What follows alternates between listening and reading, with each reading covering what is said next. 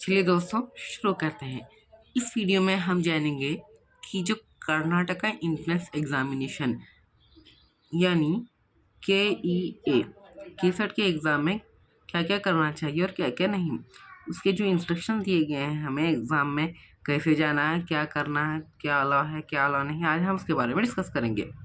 सबसे पहले आपको जो भी अगर आपको लगता है कि बस लेट हो सकती है या फिर ट्रेन लेट हो सकती है, अगर आपके घर से आपका जो केसेट सेंटर है वो बहुत दूर है, तो आप घर से जितना जल्द हो सके निकल जाएं और सबसे पहले अपने टाइम को शेड्यूल करके रखें।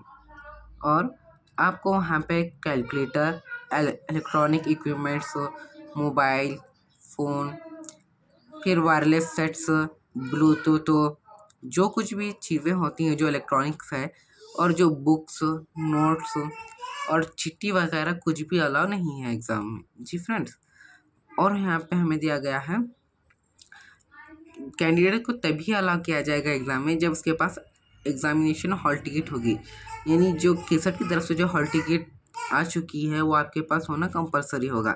अगर वो नहीं है तो आपके पास उसके साथ और आपके पास कुछ भी एक वैलिड डॉक्यूमेंट होना चाहिए, जैसे कि driving licence, passport, Aadhaar card, PAN card, voter ID, second PUC और 12th स्टैंडर्ड एडमिशन टिकट।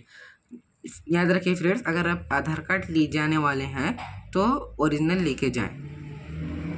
और जो यहाँ पे हमें नेक्स्ट दिया गया है जो कि है स्टूडेंट्स को जो हाथ में पहनने वाली घड़ी होती है ना, वो अलाउ नहीं है एग्ज़ाम में। और एग्ज़ाम में जो भी काम होगा वो बेल के हिसाब से होगा। बेल बजी के एग्ज़ाम में आपको उसके हिसाब से काम करना होगा। और यहाँ पे और एक हमें दिया गया है कि कैंडिडेट्स को 2 घंटे पहले ही मौजूद रहना है एग्जामिनेशन हॉल के जो प्रीमिसेस रहता है ना वहाँ पे, कि फर्स्ट बेल होगा।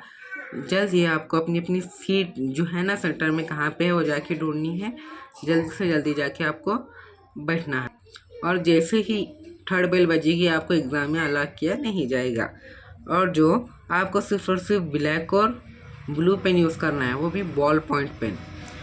और कैंडिडेट्स को नाम लिखना होगा OMR शीट में जैसे ही फर्स्ट बेल बजेगी।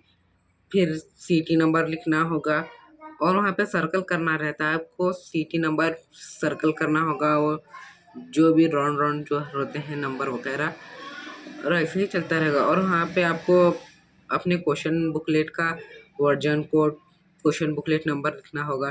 फिर वो आपसे चेक करने आएंगे नॉमिनल रूल में, तो वहाँ पे अपना वर्जन कोड, सीरियल नंबर एकदम करेक्ट लिखना है, वरना आपके मार्क्स दूसरे को चले जाएंगे या फिर आपकी जो आंसर कॉपी है वो चेक नहीं होगी। और जो कैंडिडेट्स है वो एग्ज़ाम ख़त्म होने तक बाहर नहीं जा सकते। आपको ये बात ध्यान में रखना है कि मैं जल्दी से जल्दी एग्ज़ाम ख़त्म करूँगा और यहाँ से निकल जाऊँगा, वैसा होने नहीं वाला। और आपको ये जो हॉल टिकट जो KE की तरफ से आई है, इसे आपको संभाल के रखना है, ना कि एग्ज़ाम ख़त्म हो गई फाड़ दिए, वेस्ट कर दिए, वैसे निकल। जब भी अगर आपको कहीं भी इसकी ज़रूरत पड़ सकती है, इसे कृपया करके संभाल के रखें। और कोई भी ऐसे कपड़े ना पहने जिससे कि आपका मुँह, कान, नाक वगैरह ढके हुए हों। इससे आप कौन है वो भी नहीं मालूम पड़ता। इससे जो ब्लूटूथ डिवाइसेस है वो आप कैरी करके लाए हो ऐसा लोग समझते हैं, इसलिए आप ऐसे ना पहने। और जो फुल स्लीव शर्ट यानी जो फुल का शर्ट होता है वो भी एग्ज़ाम में अलाउ नहीं है, आप हाफ शर्ट पहने। और जो ऑर्नामेंट जैसे कि सोना, चांदी वगैरह वो भी अलाउ नहीं है एग्ज़ाम में, सिर्फ और सिर्फ एक मंगलसूत्र को छोड़ के। मंगलसूत्र आप पहन सकते हैं और फुल शर्ट नहीं चलेगा, हाफ शर्ट चलेगा एग्ज़ाम में।